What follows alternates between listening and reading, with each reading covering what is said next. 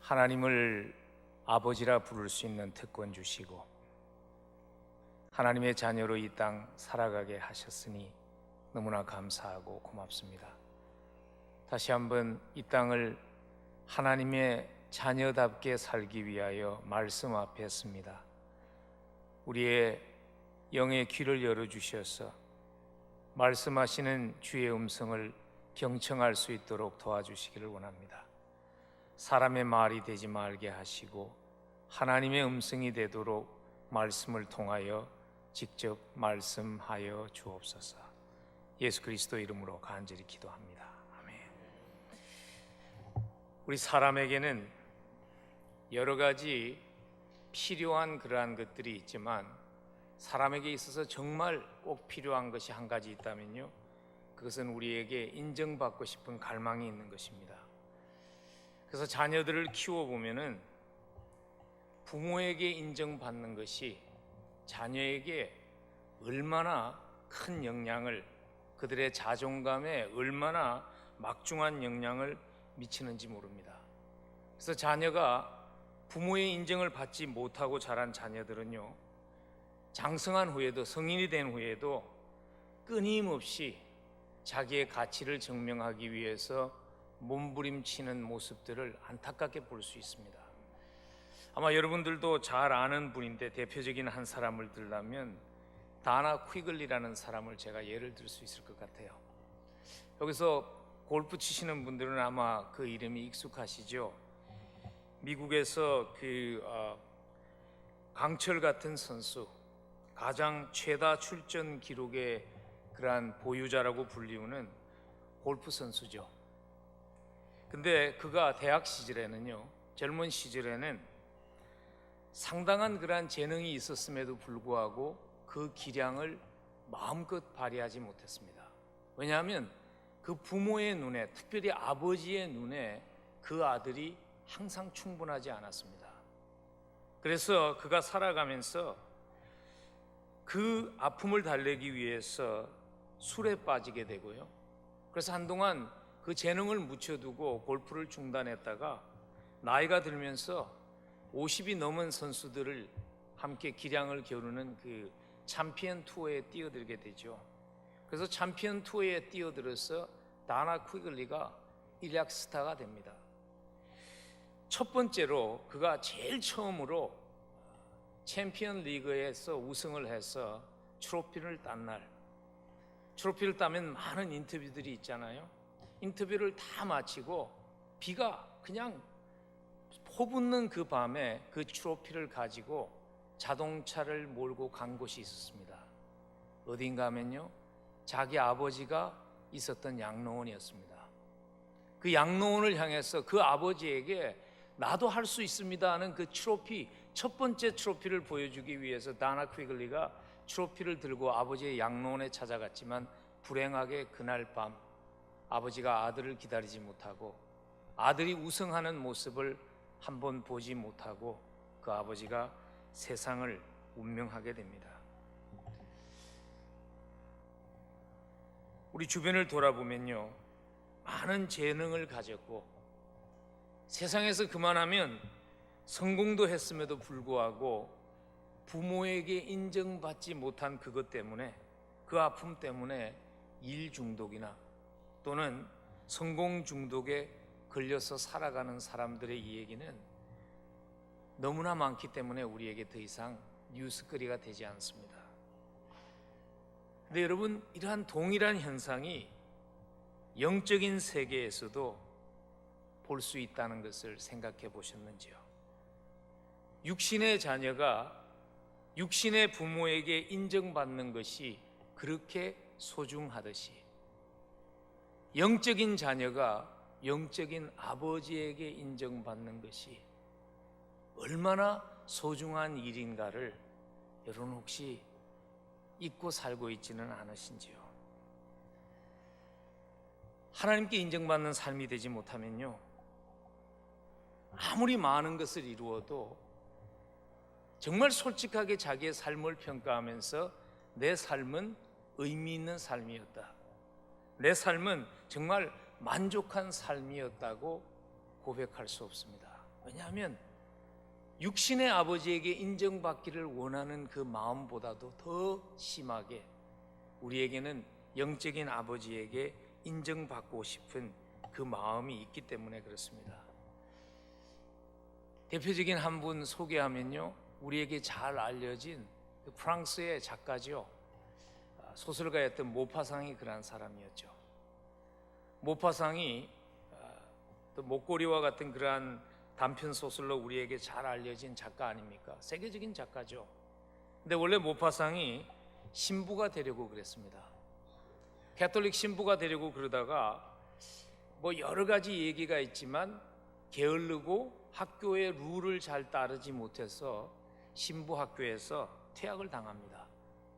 그래서 하나님과 그 다음에는 절교하고 하나님과 상관없이 세상에서 내가 하나님 없이도 의미 있는 존재, 탁월한 존재라는 것을 그가 증명하기 위해서 살아가고 실제로는 세상에서 그 일을 그가 이룹니다.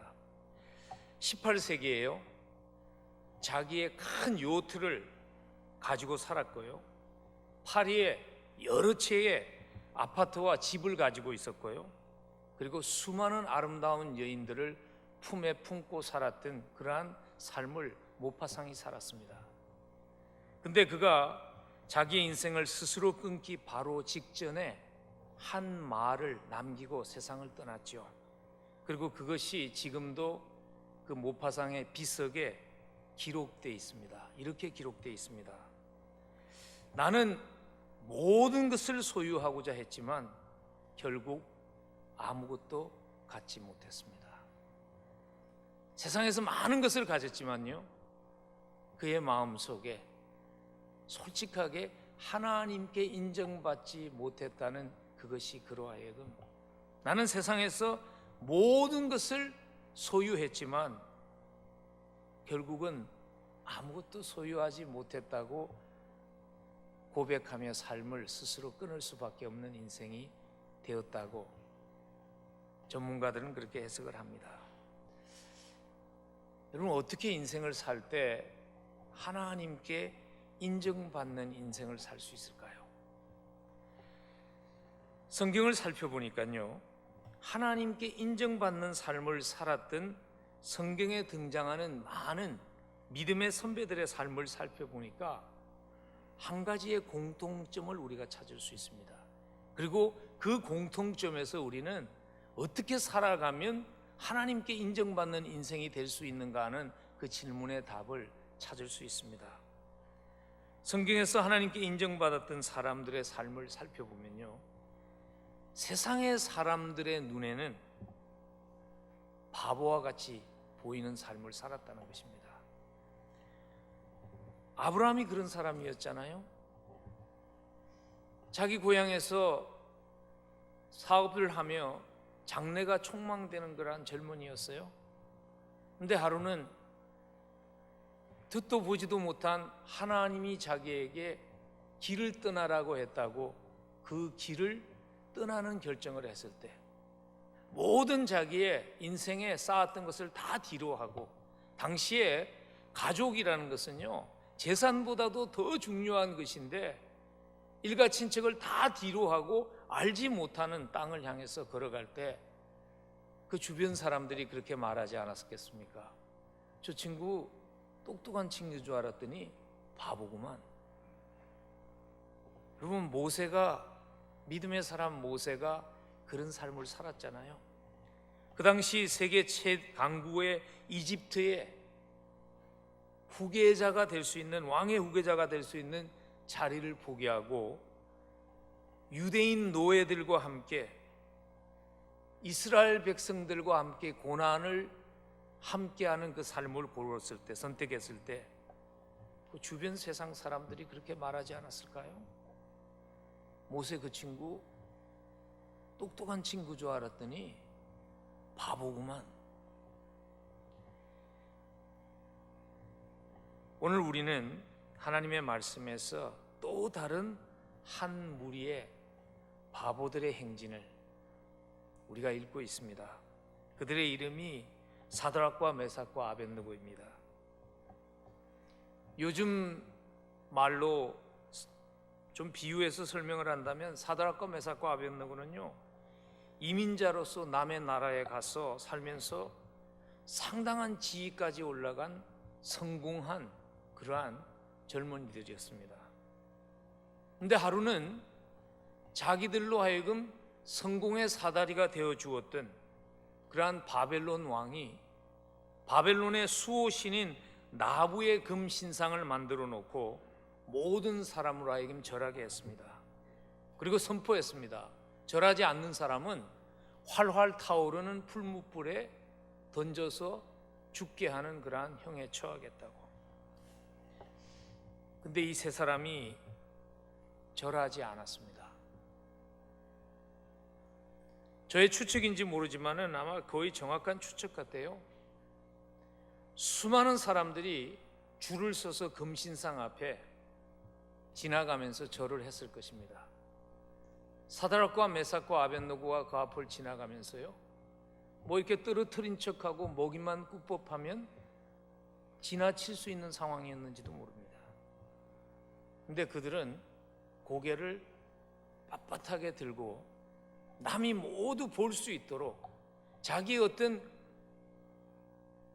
믹스된 그러한 모션 때문에 사람들이 어쩌면 혹시 나부 신상에게 절을 했을 수도 있다는 그러한 오해를 하지 않도록 빳빳하게 고개를 세우고 나부 신상 앞에 절하지 않았습니다. 주위 사람들이 그렇게 비웃을 것이었습니다. 저 친구들 왜 저렇게 고지식해? 그냥 한번 머리 꾹뻑하고 지나가면 되는데 꼭 저렇게 살아야 돼? 어쩌면 같이 포로로 끌려온 유대인 친구들마저도 그들을 비난했을 수 있습니다. 저렇게 무모하게 하면 자기들만 죽는 것 아니라 우리도 다 죽이는 거잖아. 꼭 저렇게 살아야 돼? 라고 그들이 말했을지 모릅니다. 사람들이 그렇게 말하는 사람들도, 회유하는 사람들도 많았을 것 같아요. 그냥 한번 꾹꾹 절하고 타협하면, 그래서 목숨 건지면 이 시대에 하나님을 위해서 더 많은 일을 할 수 있는 기회가 있는데 그거 한번 하면 되는데 꼭 그렇게 바보스러운 결정을 내려야 돼? 그렇게 회유하는 사람들도 분명히 있었을 것입니다. 여러분들 어떻게 생각하세요? 꼭 이렇게 바보스럽게 살아야 할 필요가 있을까요? 여러분, 바보스럽게 그리스도 때문에 기꺼이 바보와 같이 보이는 모습으로 살아야 가야 할 필요가 있습니다. 왜냐하면 하나님의 사람들이 세상 사람들의 눈에 믿음 때문에 그리스도를 위한 바보로 살아갈 때 세상은 그 모습을 통해서 우리의 하나님이 어떤 분이신가를 보기 때문입니다. 오늘 우리가 함께 읽으면서 본문을 다 읽을 수는 없었지만요, 사드락과 메삭과 아벳느고가 하나님을 향한 그 사랑 때문에 하나님을 위한 바보로 기꺼이 살아가기로 결정했을 때 그 결과로 해서 바벨론의 왕이었던 느부갓네살이 하나님을 높이고 하나님께 영광을 돌리는 역사가 일어나지 않았습니까? 오늘 우리가 함께 읽은 다니엘서 3장 29절에 보면 왕이 그 입술에서 이런 고백을 합니다.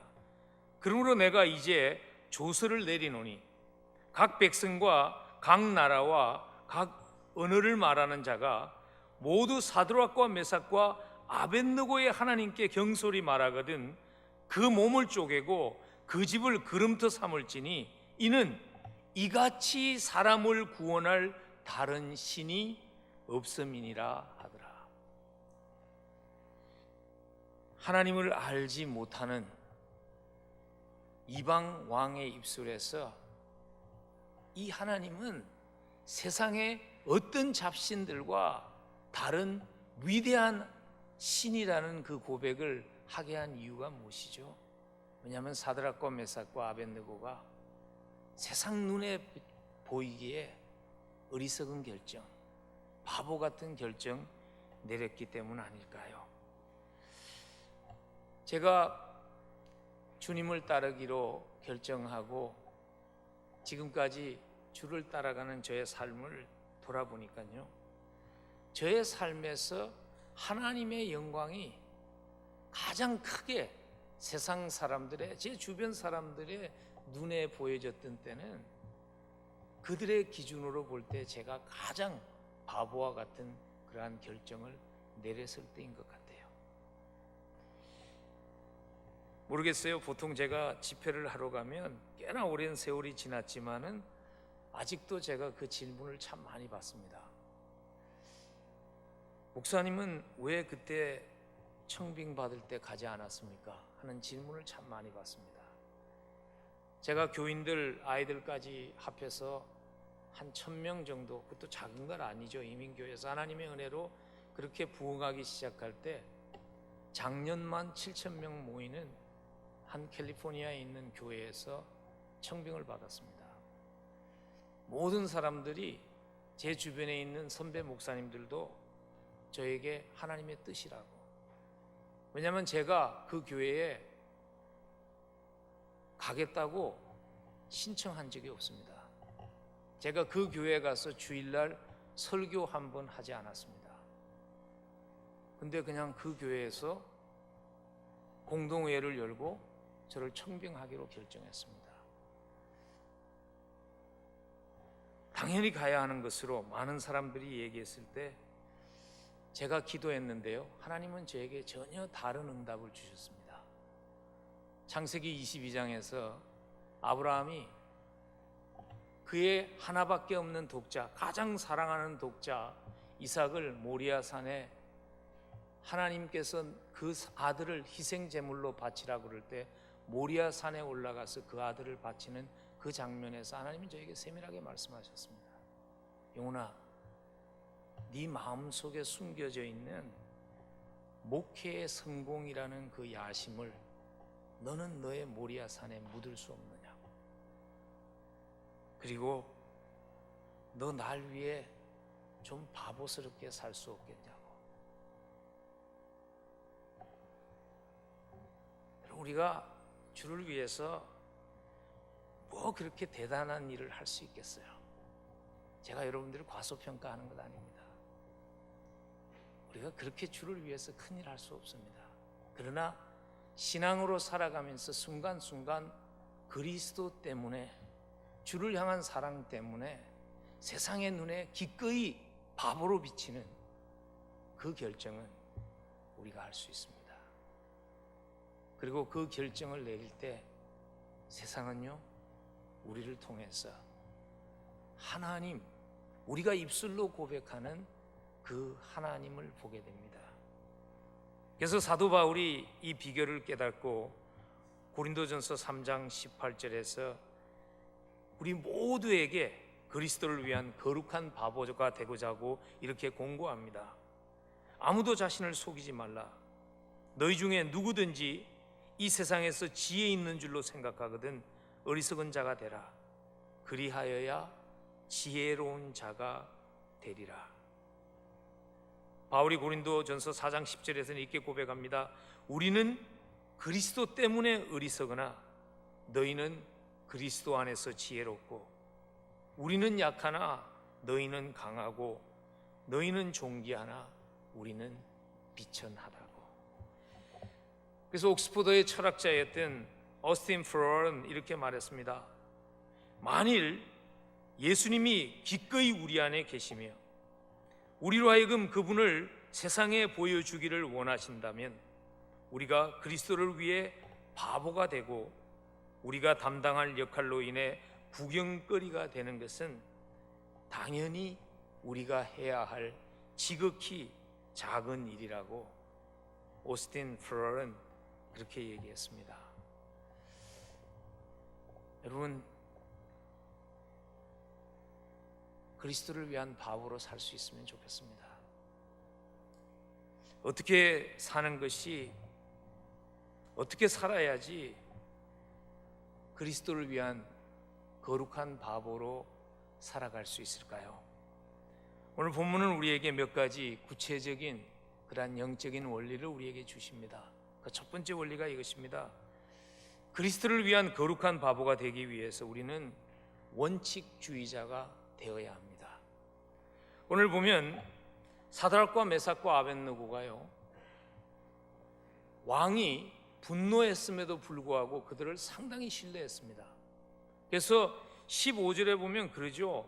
내가 니들한테 다시 한번 기회를 줄 테니까 지금이라도 금신상 앞에 절하면 이때까지 있었던 일, 너희들이 하지 않았던 것은 다 없이 내가 간주하겠다. 그렇게 기회를 다시 줄 정도로 왕에게 신뢰받는 그러한 사람들이었어요. 근데 그들의 답이 16절에 보면요, 사드락과 메삭과 아벳느고가 왕에게 대답하여 이르되, 느부갓네살이여, 우리가 이 일에 대해서는, 금신상에게 절하는 일에 대해서는 더 이상 왕에게 대답할 필요가 없습니다.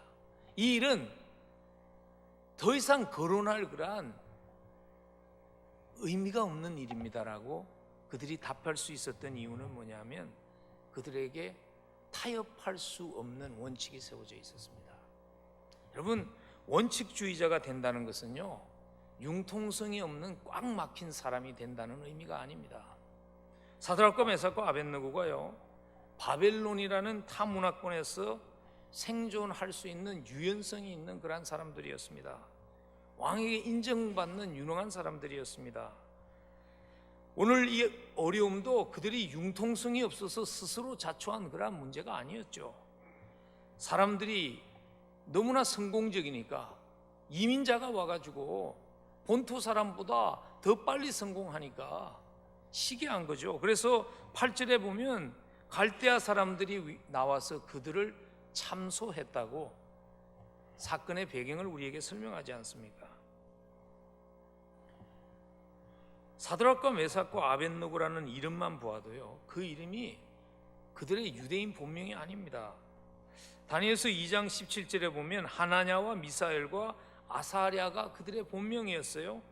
근데 바벨론에 끌려와서 왕을 수반드는 그러한 위치에 있을 때, 이름을 바꿔야 됐을 때 그들이 이름을 바꿀 수 있는 유연성도 있었어요. 그 이름 속에 보면요, 락이라는 것은 바벨론의 우상의 이름입니다. 그런데 그들이 그런 것들을 다 수용할 수 있었어요.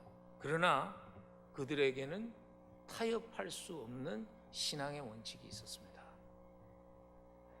10계명 가운데 제2계명에서 분명히 우상에게 절하지 말라는 하신 하나님의 말씀은 생명을 내어놓고서라도 타협할 수 없는 그러한 원칙이었습니다. 그래서 그들이 그렇게 말하는 것입니다. 다시 왕이 기회를 줬을 때에도 거기에 대해서 이제 더 이상 거론하지 맙시다. 그것은 타협할 수 있는 여지가 없는 것이라고 단호하게 그들이 말할 수 있었습니다. 여러분, 그리스도인이 세상이 우리를 바꾸는 것이 아니라 우리가 세상을 바꾸려면요, 우리에게도 타협할 수 없는 원칙이 있어야 합니다. 타협할 수 없는 원칙이라는 것이 물론 이계명과 같이 그러한 것들도 있지만, 내 삶 속에 그리스도를 따라가면서 하나님이 주시는 그러한 우리에게 주시는 컨빅션이 타협할 수 없는 그러한 원칙입니다. 얼마 전에 어떤 젊은 기독교 학생에 대한 얘기를 읽었어요. 한국에서 직장 생활을 하신 분들은 아시지만, 대학을 졸업하고 직장 생활을 할 때 그 선배들의 말이 거의 하나님의 말씀처럼 그렇게 큰 영향력이 있다는 거 여러분들이 아시죠? 이 청년이 기독교 학생인데 직장 생활을 하고 한국에서 공부를 해가지고 하버드 비즈니스 스쿨, 케네디 스쿨에 MBA 프로그램에 어드미션이 허락된 거예요. 그래서 이제 미국을 향해서 떠나게 되니까 직장의 선배들이 불러놓고 파티를 열어줬어요. 근데 이 친구에게 자기가 가지고 있었던 타협할 수 없는 원칙은 무엇이었는가 하면 폭주하는 것이었어요. 근데 뭐 한국 그런 송년 파티나 환송 파티가 전부 다 폭주하는 거잖아요. 근데 막 뭐 위하여 위하여 하면서 막 잔을 돌리는데 마지막에 자기한테 잔이 온 거예요. 선배가 나와가지고 잔에 술을 거덕이 부어주면서 자네 미국 가서 잘해 그러면서 그걸 주는 거예요. 이 친구가 그걸 받아가지고요 그 술을 자기 가슴에 부었습니다. 그리고 그가 말하기를 선배님들의 그 배려를 내가 가슴으로 받겠습니다. 그 파티를 마치고 나가는데 선배가 그렇게 얘기했답니다. 자네 공부 마치고 와서 한국 와서 대통령 해라 그렇게 말했답니다. 여러분, 원칙을 타협하기 시작하면 자기도 모르는 사이에 영적으로 서서히 죽게 됩니다. 마치 개구리를 물속에 넣어놓고 온도를 미지근하게 계속 올려주면요 그 개구리가 튀어나오지 않고 거기에서 푹 삼킬 때까지 있다가 죽게 되는 것과 마찬가지로 우리가 신앙생활을 하면서 여기 조금 저기 조금 뭐 이 정도는 괜찮을 거야 하며 원칙을 타협하기 시작하면 자기도 리얼라이즈 하지 못한, 자기도 인식하지 못한 사이에 영적으로 죽게 됩니다. 그리스도를 위한 밥으로 살아가려면요 우리의 기준이 세상 사람과 기준이 달라야 합니다. 성경에 보면 자주 그런 말씀이 나오잖아요. 내가 거룩한 것처럼 너희도 거룩하라. 여러분, 거룩하다는 것은요 큰 성경을 들고 고개를 숙이고 걸음을 천천히 걷는 그게 거룩이 아닙니다. 성경이 말하는 거룩이라는 것은 다르게 살라는 거예요. Be different. Be holy라는 말은 Be different. 다르게 살라는 거예요. 다른 박자에 맞춰서 살라는 것입니다. 우리 아이들을 키울 때 우리 아이들이 그런 말을 참 많이 했어요. Everybody does it. 다 한다는 거예요. 그때 제가 우리 아이들에게 항상 한 얘기가 너는 You are not everybody. You're God's child. 우리는 다른 사람들과 같은 사람이 아니야. 우리는 하나님의 자녀야. 그래서 우리가 Even though everybody does it, 모든 사람이 해도 우리가 그렇게 살 수 없는 거야. 그 얘기를 했던 기억이 납니다. 여러분, 예수 믿는 직장인은 달라야 합니다. 예수 믿는 사업가는 달라야 합니다. 직장 가서 더 열심히 일하셔야 합니다. 직장 가서요 밑살맞게 봉급 받으면서 성경 읽지 마십시오. 직장 가서 주인 주는 월급 받고 기도하지 마십시오. 그렇게 하고 싶으면 30분 일찍 가서 월급 안 받는 시간에 기도하고 월급 안 받는 시간에 성경 보고 그 기업체를 축복해 주는 것은 괜찮지만 일하라고 월급 주는 시간에 거기서 성경 보고 앉아 있는 것은 지혜로운 모습이 아닙니다. 우리 한 젊은 자매가 결혼식을 하는데요 청첩장을 내보내야 되잖아요. 그래서 런치 브레이크에 나가가지고 우체국에 가서 미국에 요즘 그 우표가 되게 비쌉니다. 청첩장 뭐 한 300병 내보내려면 그거 뭐 몇백 불 들잖아요. 그 우표를 사와가지고 그걸 일일이 붙이고 있으니까 동료들이 그렇게 말하는 거예요. 그 회사에서 주는 우표 많이 있잖아. 그거 쓰지 뭐 때문에 나가서 비싼 돈 들여고 자기 돈으로 우표 사와서 그래? 그냥 사무실에서 쓰는 우표 쓰면 되지. 그래서 그 자매가 그랬대요. 이건 내 일이잖아. 이건 회사 일이 아니잖아. 그 친구가 웃었겠죠. 얘들은 왜 이렇게 바보야? 그런다고 누가 알아줘? 알아주죠. 하나님이 알아주죠. 하나님이 알아주죠.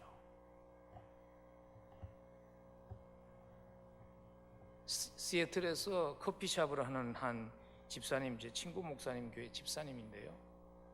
그분이 커피숍을 하면서 그 커피숍의 운영 모토가 무엇이었는가 하면 모든 것을 주께 하듯 하라였어요. 그래서 손님에게 커피를 제공하면서 커피를 따로 드리면서 주님이 나에게 보낸 어쩌면 천사일지도 모른다는 생각에 항상 커피를 정성스럽게 끓여서 두 손으로 손님들에게 그것을 드렸어요.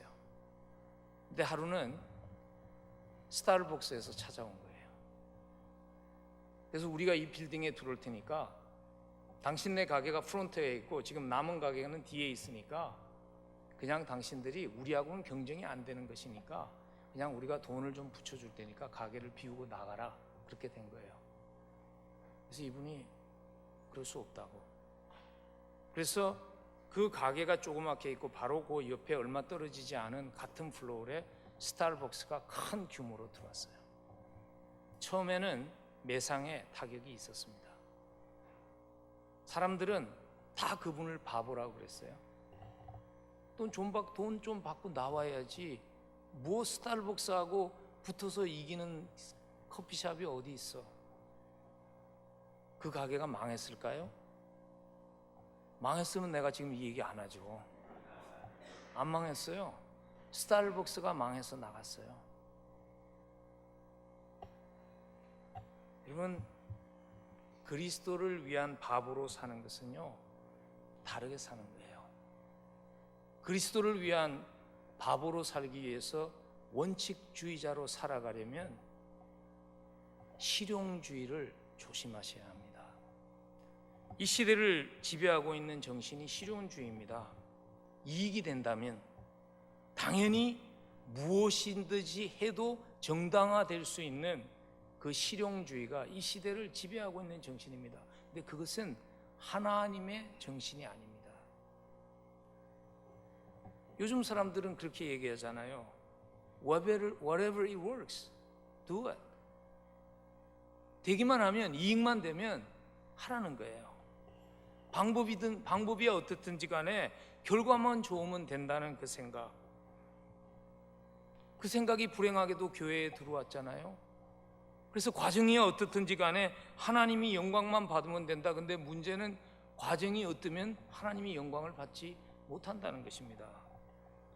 여러분, 속지 마십시오. 하나님은 결과만으로 영광을 받으시는 분이 아닙니다.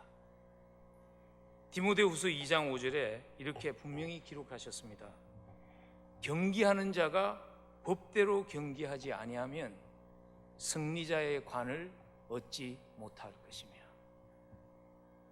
경주자가 법대로 경주하지 않으면 아무리 1등으로 들어와도 승리할 수 없다. 세상에서 볼 때 아무리 방법에 상관없이 이룬 것이 있다고 할지라도 하나님 앞에서는 그것이 인정받는 그러한 삶이 될 수 없다는 것입니다. 이 시대에 가장 영향력 있는 신학자 중에 한 사람이라고 얘기하죠. 칼 헨리 박사가 이렇게 정수를 지적을 했습니다. 거듭나지 못한 세상에 있어서는 예수님뿐만 아니라 그 제자들도 현실과 동떨어진 인물로 비칠 것이다. 세상 사람들처럼 생각하고 행동하면 세상이 우리를 환영할 것이다. 왜냐하면 그런 경우는 그리스도인이 된다는 것이 아무런 차이도 드러내지 않기 때문이다. 하지만 초기 그리스도인들처럼 영의 세계에서 살아간다면 세상 사람들은 우리를 거의 미친 상태의 바보들로 여길 것이다. 세상의 눈에 볼 때 조금 바보같이 살면 좋겠습니다. 제가 예수님을 영접하는데 가장 큰 걸림돌이 되었던 기독교인들의 모습이 뭔지 아세요? 기독교인들은 머리가 너무 빨리 돌아간다는 거예요. 계산이 너무 빠르다는 거예요. 근데 자기만 계산이 빨라서 자기만 아는 것 같지만 주변 믿지 않는 사람들도 머리가 빠르다는 사실을 몰라요. 그래서 그들이 그걸 보고 있고 판단하고 있다는 것을 모른다는 것입니다. 복음으로 세상을 바꾸려면 우리가 복음 때문에 좀 손해보고 사는, 복음 때문에 좀 바보스럽게 사는 그런 모습이 저는 필요하다고 생각합니다. 현실적으로 바보가 되는 삶 쉽지 않죠. 그럼 어떻게 하면 그렇게 살 수 있을까? 오늘 본문은 우리에게 두 번째 원리를 말씀하십니다.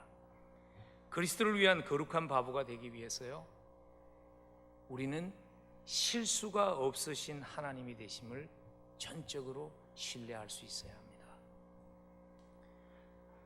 실수가 없는 하나님, 합해서 선을 이루시는 그 결과를 낳는 하나님이 되신다는 확신이 없으면 바보로 살아갈 수 없습니다. 오늘 굉장히 유명한 고백이 오늘 본문에 담겨 있죠. 그리 아니하실지라도. 요즘 번역을 바꿔서 좀 운치가 떨어지는데 그렇게 하지 아니하실지라도. 오늘 보면 사드락과 메삭과 아벳느고가 그렇게 고백하죠. 17절과 18절에서 왕이여, 우리가 섬기는 하나님이 계시다면 우리를 맹렬히 타는 풀무불 가운데서 능히 건져내시겠고 왕의 손에서도 건져내실 수 있습니다. 그러나 그리 아니하실지라도, 왕이여, 우리가 왕의 신들을 섬기지도 아니하고 왕이 세우신 금신상에게 절하지도 아니할 줄을 아옵소서. 대단한 신앙이죠. 우리 하나님이 전능하십니다. 우리 하나님이 전지하십니다. 우리 하나님이 역사의 주관자이십니다. 원하시는 것 무엇이든지 하실 수 있습니다. 우리를 보호하실 수 있습니다. 그러나 이해할 수 없지만 우리 하나님이 그러한 능력이 있음에도 불구하고 우리를 보호해 주지 않기로 결정하신다면 그리하실지라도 우리는 타협할 수 없습니다는 그 고백은 하나님을 향한 절대적인 신뢰가 아니면, 실수가 없는 하나님에 대한 절대적인 신뢰가 없으면 그 고백할 수 없습니다. 우리가 사드락과 메삭과 아벳느고의 믿음을 되게 부러워하지요. 위대한 신앙입니다, 사실. 그러나 또한 우리가 잊지 말아야 하는 것은 이것입니다. 그 사람들이 그렇게 고백할 수 있도록 미리 준비시키신 하나님이 계셨다는 것을 우리들이 볼 수 있어야 합니다. 오늘 저희들은 다니엘서 3장만 읽었지만요, 다니엘서 2장에 보면 하나님께서 이미 이 사건이 있기 전에 사드락과 메삭과 아벳느고를 다니엘의 꿈 해석이라는 그 과정 가운데서 하나님이 장차 뜨인 돌로서 느부갓네살 왕의 그 모든 정권을 한순간에 무너뜨리는 그 예언에 대한 해석을 함께 꿈을 해석하는 일에 사드락과 메삭과 아벳느고가 다니엘서 2장 17절과 18절에 보면 그 자리에 있었습니다. 하나님께서 그들을 미리 준비하셨습니다. 그리고 나서 오늘 3장의 사건이 일어난 것입니다. 우리 하나님은요, 우리는 나 준비되지 않았는데 그렇게 생각하지만 하나님은요, 우리에게 고난을 허락하실 때, 하나님은 우리에게 우리가 감당하기 어렵게 보이는 일을 허락하실 때 하나님은 이미 우리가 감당할 수 있도록 모든 것을 준비하신 후에 허락하시는 하나님이십니다. 이미 사드락과 메삭과 아벳느고에게 하나님께서 준비하셨습니다. 그렇지만 그 준비하신 하나님의 준비에 대한 반응으로 결단하는 것은 사람이 해야 하는 것입니다. 그래서 우리의 신뢰에서 나오는 결단이라는 것은 마중물과 같은 것입니다. 마중물 아시죠? 나이 드신 분들은 다 아시죠? 예전에 그 수돗물이 없을 때 우물물을 풀으면 그냥 마른 우물물을 아무리 펌프질해도 물이 안 나옵니다. 그러면 한 종기의 물을 거기다 부으면, 그리고 우물을 펌프하기 시작하면 우물에서 물이 쏟아지기 시작합니다. 그걸 우리가 마중물이라고 부릅니다. 우리의 믿음의 결단이 그런 것입니다. 마중물입니다. 하나님께서 우리를 다 준비하셨고요.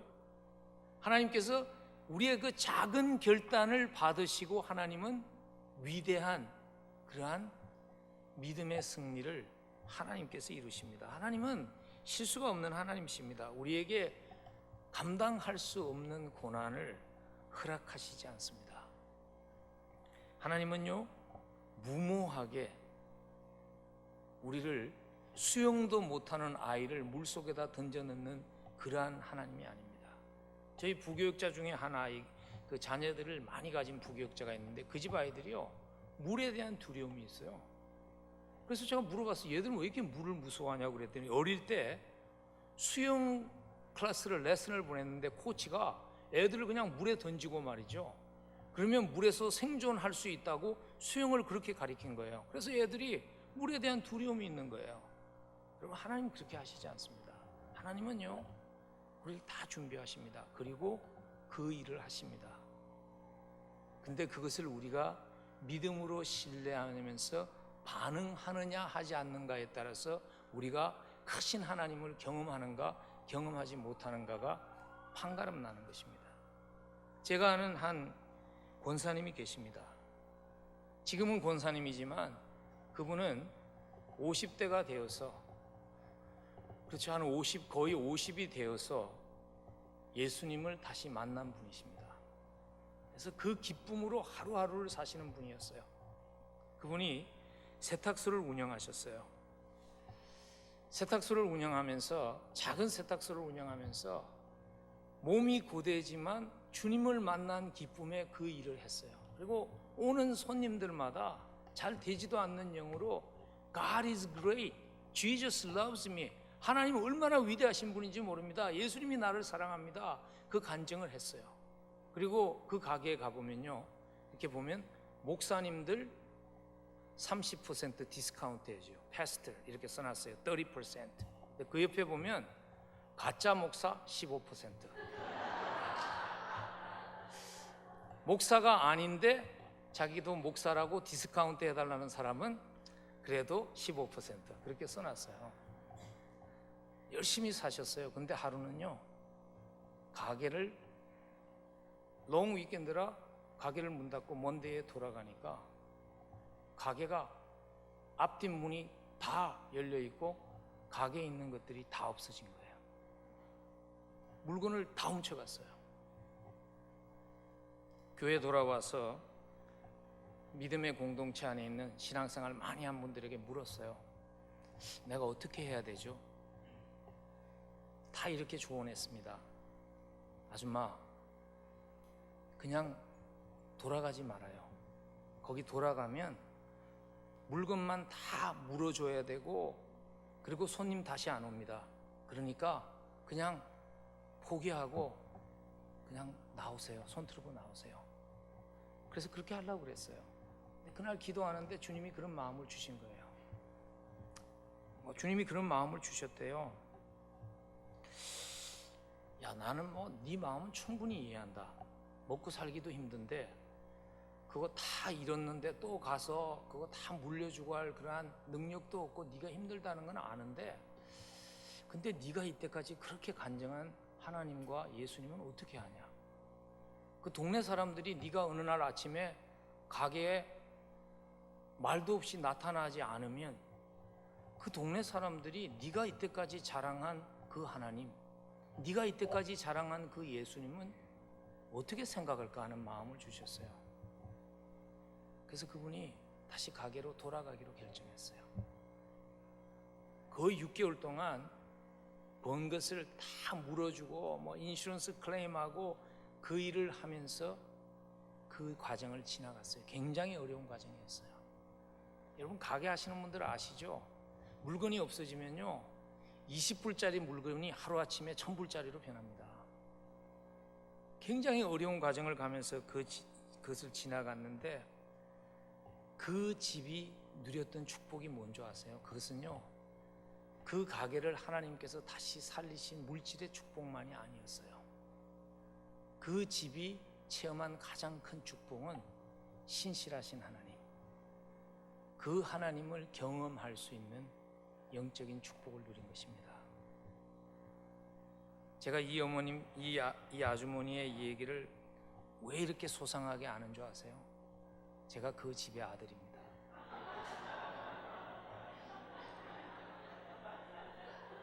제가 대학 다닐 때 저희 어머님 가게에 그 일이 있었어요. 그래서 그 과정을 지나가면서 저는 신실하신 하나님을 만났습니다. 실수가 없는 하나님을 만났습니다. 여러분, 우리가 때로는 망설이죠. 내가 감당할 수 있을까? 고난이 좋은 사람이 없어요. 주님은 우리에게 너의 십자가를 지고 나를 따라오라고 그랬지만 십자가를 지는 일은 즐거운 일이 아니에요. 그러나 우리는 십자가를 지고 주를 따르지 않으면 우리의 살아가는 발자취를 통해서 그리스도를 증거할 수 없습니다. 하나님 실수 없습니다. 만약 여러분들의 삶 속에서요, 나는 왜 위대한 하나님에 대한 그러한 경험이 없을까 하는 의문이 있다면 이 질문을 하셔야 됩니다. 하나님께서 나에게 기회를 주셨는데 나는 혹시 두려움이라는 것 때문에, 고난에 대한 두려움, 잃어버림에 대한 두려움 때문에 그 기회들을 다 지나치지는 않았는지 하는 질문을 자기 자신에게 물어볼 필요가 있습니다. 제가 교회를 섬기면서 가장 큰 하나님, 가장 신실하시고 위대하신 하나님을 경험한 것은 고난의 순간입니다. 제가 섬기고 있는 지금 이 교회가 원래 여러분들이 있는 이런 교회였어요. 아주 그 동네 가운데 있는 교회, 파킹랏이 그래도 이 교회보다는 우리가 많았던 거, 우리 파킹랏이 12개였는가 18개였는가 그랬어요. 하여튼 그런 교회였어요. 너무나 잘 사는 부자 동네에 교회가 있었어요. 제가 처음에 부임했을 때 빌딩을 산 지 6개월 후에 제가 부임을 했는데요, 제가 물어봤어요. 왜 여기 왔냐고. 분수도 모르고. 그냥 그 동네는 다 잘 사는 사람이에요. 이게 그냥 농담이 아니라 교회를 문을 잠그지 않아도 도둑이 안 돌아요. 왜냐면 제일 못 살기 때문에 그 집에 들어올 이유가 없어요.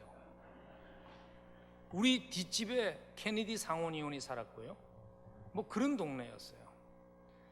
근데 교회가 조금씩 부흥하면서 더 이상 거기 있을 수 없어서 저희가 교회를 이전한 곳이 지금의 교회인데, 원래 이 교회가 컴퓨터 회사였어요. 창고로 쓰고 있는 곳이었어요. 저희 교회 본당이 원래 컴퓨터 회사의 창고였어요.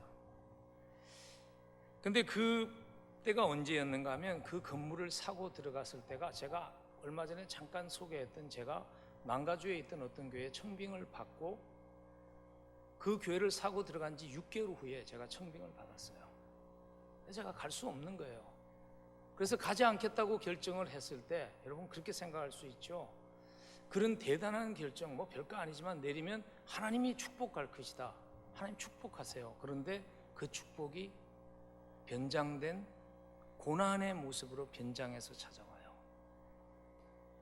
제가 가지 않기로 결정한 후에 교회를 이전하기 위해서 창고 건물을 보수공사하다가 시 소방서와 맞지를 않아가지고 저희가 쫓겨났어요. 수요일날 파이어 마샬이 와가지고 빨간 딱지 붙이고 가면서 토요일날까지 모든 것을 다 철수하고 공사가 끝날 때까지 아무도 들어가지 못한다. 교회를 비우라는 통보를 받고요, 9개월 동안 저희들이 광야 생활이 시작이 됐습니다. 매주마다 거의 2주 이상을 한 군데서 예배를 드려본 적이 없습니다. 9개월 동안. 호텔이라는 호텔에 뱅퀴트 홀은 가지 않은 곳이 없이 돌아다녔습니다. 그때는요, 교인들이 광고 시간에 얼마나 집중해서 들었는지 몰라요. 왜냐하면 듣지 않으면 다음 주에 어디서 만나는지를 모르는 거예요. 설교보다도 더 열심히 광고를 들었어요. 9개월 동안 지나가면서 여러 가지 들리는 소문이, 미국에서는 저렇게 쫓겨나면 절대로 들어가지 못한다. 교회가 어려울 때 제일 어려운 게요, 믿지 않는 사람들의 말이 아니에요. 믿는 사람들의 그 비웃는 소리예요. 제 주변에서 그런 소리가 들리는 거예요. 잘난 체하고 안 가더니 어려워졌다. 9개월 동안 계속 애들, 그때 아이들까지 합해서요 1,000몇백 명이 되는 교인을 끌고 9개월마다 계속 하여튼 예배 장소가 모일 수 있는 데마다 옮겨 다니면서 9개월을 저희들이 예배 장소로 옮겨 다녔어요. 근데 기도해야 되잖아요 그때. 근데 호텔에서 남들 다 자는 데 가서 기도할 수 없습니다. 그래서 저희들이 낸 아이디어가 뭐냐면, 건물에는 못 들어가지만 땅은 우리 땅이니까 거기다가 천막을 치고 저희들이 새벽 기도회를 하기 시작했어요. 천막교회에서. 처음에는 괜찮았어요. 4월 달이었거든요. 5월 달, 6월 달 되니까 더워져요. 그래도 뭐 새벽 기도회니까 마치면 그때부터 더워지니까 괜찮았어요. 8월, 9월 지나가니까 추워지기 시작해요. 그러면서 10월 달, 11월 달 되니까 눈이 막 떨어져요. 제가 그 기간 동안에 거의 잠을 자지 못했어요. 왜냐하면 눈이 오면요 천막이 무너져요. 그럼 눈이 오면 가서 막 빗자루로 그 천막 위에 있는 눈을 막 치고 그런 일을 하면서 9개월이 지났어요. 근데 천막이 한 번도 무너지지 않았어요. 마지막 날 토요일 날 마지막 인스펙션이 끝나고 다음 날 이제 금요일 날 저녁에 끝나고 다음 토요일 날 아침에 첫 번째로 다시 그 교회에 들어가서 새벽 기도회를, 토요 새벽 기도회를 할 수 있게 됐어요. 금요일 날 밤에 제가 너무나 감사했습니다. 그래서 저희 교회 땅이 굉장히 넓습니다. 16에 있거든요. 그래서 자동차를 타고 너무나 감사해서 그 교정을 도는데 가보니까 그 기도의 처소였던 천막을 어떤 부지런한 사람이 와서 딱 이렇게 가지런하게 개해놨어요. 그래서 저는 참 부지런하다. 내일 이제 거기서 예배 안 드려도 되니까 누가 와서 그걸 그렇게 다 이렇게 개해놓은 줄 알았어요. 근데 그게 아니라 그날 바람이 많이 불었어요. 그래서 천막이 무너진 거예요. 여러분, 하나님이 얼마나 신실하신지 모릅니다. Not even one day 하나님 웨이스팅 하지 않았습니다. 기도하게 하셨고요, 그 어려움이 저희들로 하여금 하나님을 경험하게 했습니다. 우리에게 모두 익숙한 성경 구절이죠. 모든 일을 합하여 선을 이룬다는 로마서 8장의 구절. 그러나 여러분, 그 구절을 잘 읽어보시면요, 하나님은 모든 것을 합해서 선을 이루시지만 그 일을 하실 때 그 앞에 따라오는 우리가 믿음으로 해야 되는 일이 있습니다. 제가 한번 읽어드릴까요? 우리가 알거니와 하나님을 사랑하는 자 곧 그의 뜻대로 부르심을 입은 자들에게는 모든 것이 합력하여 선을 이루느니라. 하나님은 합해서 선을 이루느니라 하시고요, 그러나 우리는 하나님을 사랑하고 그 부르심의 뜻대로 신실하게 살아가는 일은 우리가 해야 합니다. 어쩌면 왜 내 삶 속에서는 합하여 선을 이루시는 하나님의 경험이 없을까 하는 의문이 있다면, 내가 하나님을 사랑하고 하나님의 뜻과 부르심에 믿음으로 순종하며 걸어가는 결단이 있는지를 돌아보셔야 합니다. 미국의 그 빈민촌에서 자라서 억만장자가 된 깁슨이라는 사람이 기자회견을 하면서 기자가 이렇게 물은 거예요. 당신의 성공의 비결이 뭡니까? 그랬더니 그가 간단하게 3가지라고 말했어요. 술은 입에도 대지 말 것, 고생을 겁내지 말 것, 하나님을 잘 믿을 것. 그랬더니 기자가 피식 웃으면서 뭘 대단한 것을 기대했는데 그런 답이 나오니까 그건 다 아는 얘기 아닙니까? 그때 깁슨 씨가 이렇게 답했어요. 다 압니다. 그렇지만 그렇게 사는 사람은 많지 않습니다. 아는 것과 사는 것은 다른 것입니다. 믿음으로 결단해 보십시오. 실수가 없는 하나님을 신뢰하며 믿음으로 결단해 보십시오. 사드락과 메삭과 아벳노고가 경험했던 크신 하나님, 신실하신 하나님을 경험하게 될 것입니다. 마지막으로 그리스도를 위한 바보가 바보로 살아가기 위해서 우리에게 필요한 오늘 본문 말씀이 주시는 그 원리는, 영적인 원리는 이것입니다. 그리스도를 위한 거룩한 바보가 되기 위해서요, 우리는 하나님의 계산법에 익숙해져야 합니다. 여러분, 하나님의 계산법이 세상의 계산법과 다릅니다. 마지막 되면 처음 되고, 낮아지면 높아지고, 포기하면 얻게 되고, 죽으면 오히려 살게 되는 것이 하나님의 계산법입니다. 하나님의 계산법에 익숙하지 않은 사람은요, 바보같이 사는 건 어렵습니다. 왜냐하면 자기 계산이 너무 빠르기 때문에 자꾸 자기 계산을 하는 사람은 하나님의 그리스도를 위한 거룩한 밥으로 살아가지 못합니다. 하나님의 계산법에 익숙한 사람이 가지고 있는 특성이 있어요. 그 특성 중에 하나가 뭐냐면 고난을 보는 눈이 성경적이라는 거예요. 여러분, 사드락과 메삭과 아벳느고가 활활 타오르는 그 불 속에 들어갈 수 있었던 이유는 뭐냐면요, 그들의 고난관이 달랐어요. 그들의 마음속에는 여러분, 고난이 즐거운 사람이 누가 있어요? 고난을 좋아하는 사람은 비정상입니다. 제가 한국 속담 중에 제일 싫어하는 게 뭐냐면요, 젊어서 고생은 사서도 한다는 그 말입니다. 고난을 좋아하는 사람이 없어요. 그래서 때로는 우리가 그런 오해에 빠지기 쉽습니다. 고난은 하나님의 뜻이 아니라고, 좋은 믿음을 소유하면 고난이 없어야 된다고 생각하기가 쉽지만 그것은 하나님의 성경적인 고난관이 아닙니다. 빌립보서 1장 29절에 이렇게 말씀하세요. 그리스도를 위하여 너희에게 은혜를 주신 것은 다만 그를 믿을 뿐 아니라 또한 그를 위하여 고난도 받게 하려 하심이라. 베드로전서 2장 11절에 보면 이를 위하여 너희가 부르심을 받았나니 그리스도도 너희를 위하여 고난을 받으사 너희에게 본을 끼쳐 그 자취를 따라오게 하려 하셨나이다. 여러분, 고난은 하나님이 영광을 받으시는 도구입니다. 제가 첫날 베드로가 다시 회복될 때 주님이 베드로에게 네가 나를 사랑하느냐고 물었던 그 구절 생각나시죠?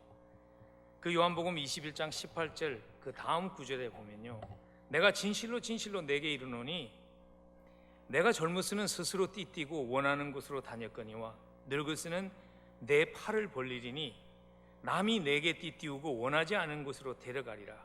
이 말씀을 하시면 베드로가 어떠한 죽음으로 하나님께 영광을 돌릴 것을 가르치심이라. 하나님이 예수 그리스도를 통해서 가장 큰 영광을 받은 사건은 십자가의 사건입니다. 하나님이 우리의 삶을 통해서 큰 영광을 받는 순간도 고난의 순간을 지나가는 우리의 모습이 다를 때입니다. 미네소다에서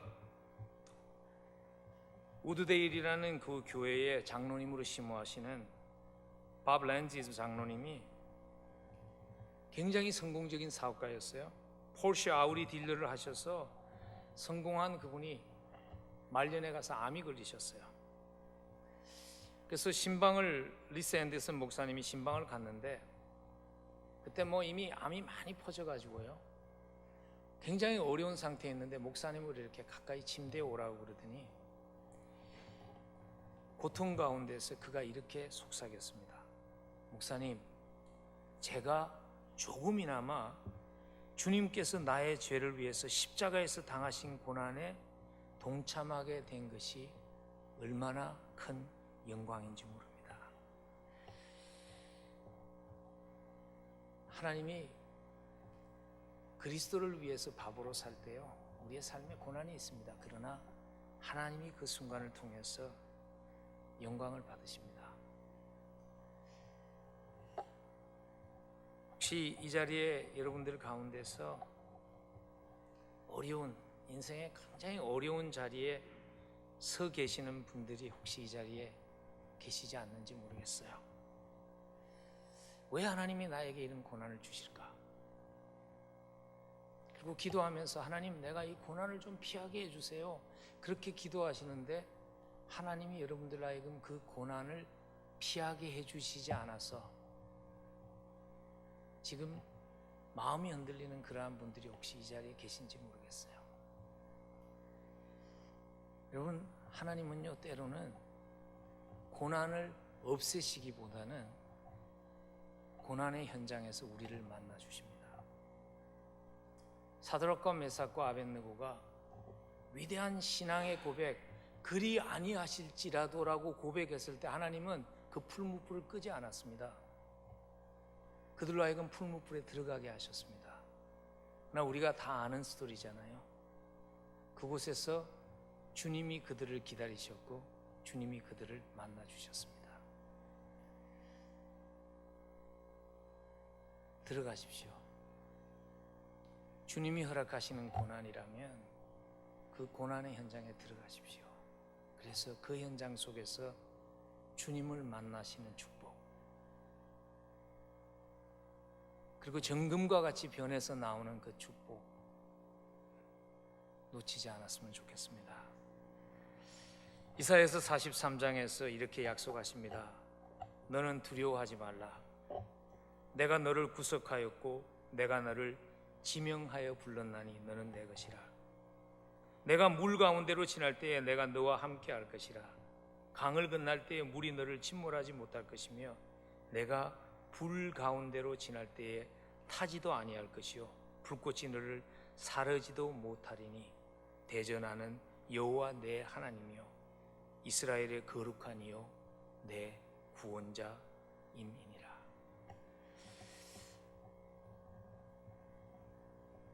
그리스도를 위해서 산다는 것이요 고난이 없는 과정이 아닙니다. 바보로 산다는 것 고난이 있습니다. 그러나 머리 굴리며 사는 사람들이 경험할 수 없는 하나님을 경험하게 될 것입니다. 제가 학교 다닐 때 외웠던 그 시조가 있어요. 이방은이가 와서 이런들 어쩌하리 저런들 어떠하리 그렇게 했을 때 그 유명한 시 아시죠? 임양한 일편단심이야 변할 수가 있으랴. 저는요 그 시조를 읽으면서 이런 생각이 들었어요. 그 임금이 그 사람에게 해준 것이 뭐가 있습니까? 아무것도 없습니다. 단지 자기의 임금이라는 그거 하나밖에는 해준 것 아무것도 없지만 이 몸이 죽고 죽어 100번 고쳐주고 임양한 내 마음 변할 수 없다는 그 고백을 할 수 있었는데 우리는 우리의 왕은요 우리를 위해서 십자가 지셨습니다. 우리의 왕은 우리가 아직도 죄인일 때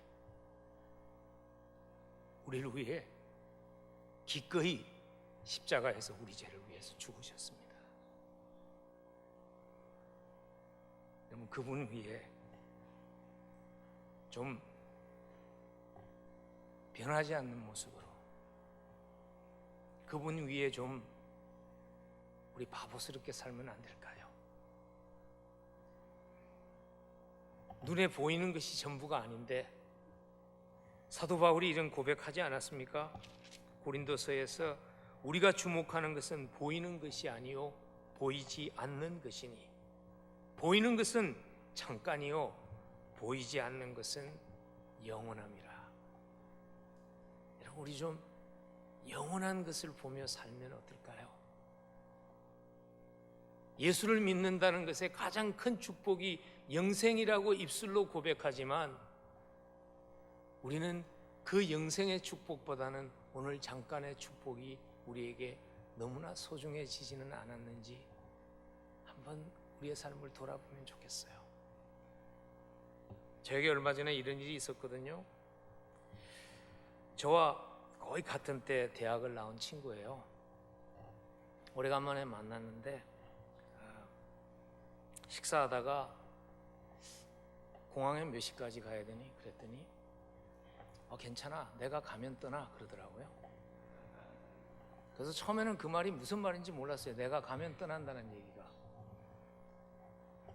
근데 보니까 자기 개인 자가용 비행기를 타고 다니니까 자기가 가면 떠나는 거예요.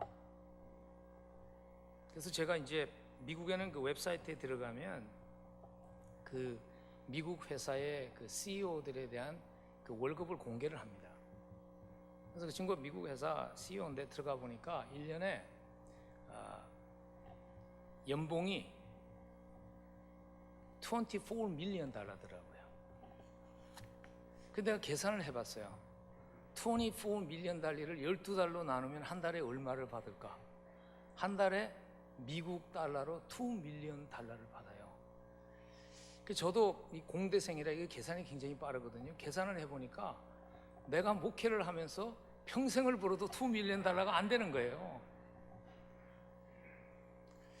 여러분, 그런 일이 있으면 뭐 목사면 그거 아무것도 아니야, 그렇지 않아요. 씁쓸하죠. 씁쓸하죠. 여러분들도 마찬가지죠. 씁쓸하죠.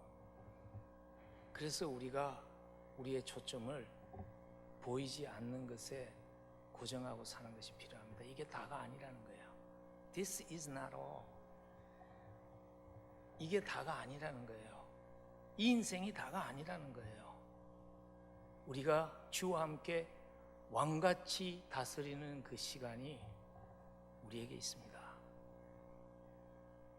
여러분, 이 땅에서 좀 예수 때문에 손해보고 좀 예수 때문에 바보같이 살 때 주 앞에 서서 왕같이 다스리는 영광스러운 시간이 있습니다. 멀리 바라보며 사십시다.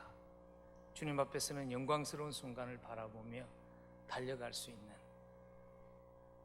어쩔 수 없이 달려가는 것이 아니라 기대하며 찬송하며 감사하며 달려갈 수 있는 우리 모두가 되기를 주의 이름으로 간절히 축복합니다.